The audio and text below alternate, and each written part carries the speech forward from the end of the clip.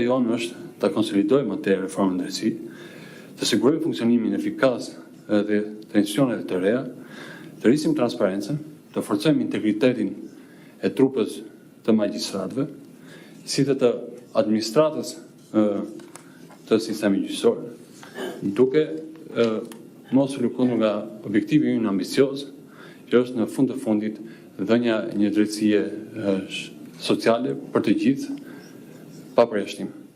Shqipëria vijon të përputhë kornizën e saj kushtetuese dhe ligjore me rekomandimet e Komisionit të Venecias, duke u fokusuar në forcimin e pavarësisë, efikasitetit dhe integritetit të sistemit gjyqësor. Ky është një proces që nuk ndalet me ngritjen e institucioneve të reja, por që kërkon punë të vazhdueshme për siguruar funksionimin e tyre të plotë dhe të qëndrueshëm. Sigurimi i pavarësisë reale të institucioneve të drejtësisë dhe organeve të pavarura të mbikëqyrjes mbetet objektiv qendror i reformës. Aktualisht, Shqipëria po rishikon qasjen e saj mbi mekanizmat e mbikëqyrjes parlamentare ndaj institucioneve të pavarura, me qëllim që të garantohet një model i balancuar që forcon njëkohësisht autonominë, institucionshmërinë në përputhje të plotë me parimet kushtetuese dhe standardet evropiane. Shumë faleminderit.